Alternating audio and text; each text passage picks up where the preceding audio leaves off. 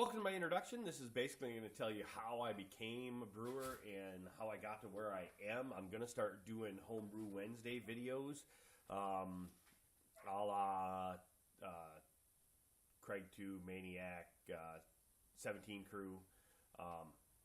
Did join 17 Crew. And so, 17crew.com, check it out. The numbers 17, word crew.com. Great place to go. CraigTube, great resource. And so basically what I'm going to do is I'm kind of going to explain how I got to where I'm at. Basically about 15 years ago, I brewed mead several times, 3 or 4 times. With a buddy of mine, we didn't do any of the math really. We had hydrometers. We didn't really use them correctly. We didn't take any measurements before we started fermenting, so pretty much the measurements we took were pointless. Also, we didn't have YouTube back then. We read books. We read several books. We read a fair amount before we started. And the first set of mead we did all in 1-gallon jugs. Mead, if you're not aware, is basically a honey-based wine. And although it had alcohol in it when we drank it, it was, well, cloying would be the word that beer judges would use. It was still very sweet. It wasn't very completely fermented. It wasn't very well fermented. Because I know that now because it was rather sweet. Because of that, it tasted a lot like honey. Because of that, everybody loved it. It wasn't even old enough to be beer, let alone mead, when it was consumed. But everybody loved it, so we drank it up really fast. The next batch made it closer to being wine, but went fairly similar. Then we did the batch that probably put me off of mead and scared me from homebrewing in the process. But what we did was we learned about stepping, wherein you run your fermentation until it's just about done, and then you add some sugar and some yeast. You end up with some more alcohol. Then we added some sugar and some yeast, and we ended up with some more alcohol. The problem is on the first racking, when we first racked it from one carboy to the second, it had been a strawberry mead. It had 10 or 15 pounds of fresh strawberries in it, and it was this beautiful pink color. It was going to be phenomenal. I just have faith in that. Now, how I wish I could go back in time and bottle it after that first racking and be done with it, instead of stepping it 2 times. And basically all we did is step upon it. Alcohol content, yep, very high. Specific gravity of the final product was incredibly low. I should look at my hydrometer. I could probably tell you because I know what the potential alcohol on the hydrometer listed when it was over. It was about 3%. Here, let me grab my hydrometer and I'll tell you. The final gravity on my mead would have been right about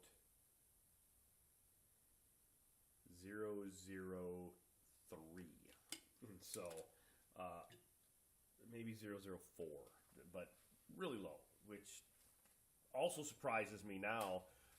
Because obviously that was pretty good yeast capable of doing that. But I know we did re-add yeast more than once to that.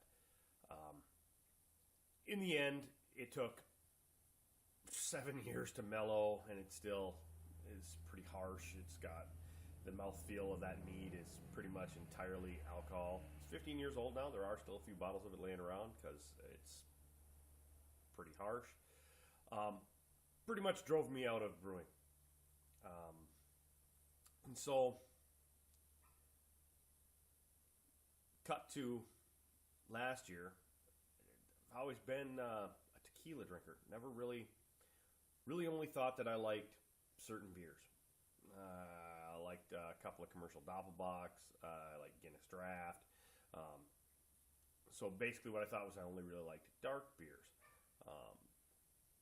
Then craft brewing blew up everywhere. Microbrews showed up everywhere, and I found, and so I tried a couple other stouts. Said, well, if I like the Guinness Draft, let me try this, this microbrew stout and that one, and started to find, well, I like this one and I like that one. And in the end, what I determined was it wasn't that I didn't like beer. I didn't like commercial light beers made for the masses. Craft beers I enjoyed quite a bit. And so started paying a fair amount of attention to that. And then started paying attention to the homebrew community as a whole a little bit on the internet. Well, this is kind of interesting. And unlike when I did mead and you had to read books and books and books, I found YouTube. And I watched a young man in Chicago brew a batch in 10-minute segments every step of the way, brew day, racking day, bottling day, and found that doesn't look terrible. Then I found CraigTube. Big shout out to CraigTube.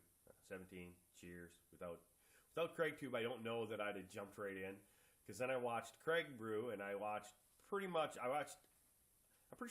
watched all of CraigTube's brewing videos and a fair amount of his other ones. And I watched one, and then I went back and found the first one. And back at the beginning, Craig typically did hopped extract kits. Heat it up, add the extract, ferment it, bottle it. And I watched that video and went, well, I know I can do that. And I have some of the equipment. Had gotten a lot of our equipment when we did it 15 years ago from a friend who had done beer when we were doing mead, and didn't even realize the things that I had in my parents' basement in boxes. I knew that's where some of the stuff was. And after I had brewed my first batch, I went and I found, and I had a whole bunch of really nice 22-ounce glass bottles and a bunch of flip-top bottles, stuff that I didn't use for mead at all, but I found very nice to have as a home brewer. And so basically, that got me to where I started watching and going, well, I think I could do this. Then I found out that I have a buddy who lives about an hour away. I live in the Upper Peninsula of Michigan. Everything's an hour away. That's just the way it is here. And he's a member of a homebrew club, and so I went to one of their meetings. And then I started brewing. Then I started I said, you know what? I'm just going to do this. And I started. And then I went to their next meeting, and it was Big Brew Day. And that really changed my brewing as well. That's all stuff that I'm going to talk about in Homebrew Wednesday number 1. But basically, that's who I am. My name is Mark. MunisingBeer is what I'm going to be on YouTube and on here. So welcome. Hope you enjoy the videos. Feel free to leave comments, good, bad. You won't hurt my feelings. Not a problem. I always accept constructive criticism well. I always blow off non-constructive criticism fairly well, so feel free to leave whatever comments you feel necessary. You have a wonderful day.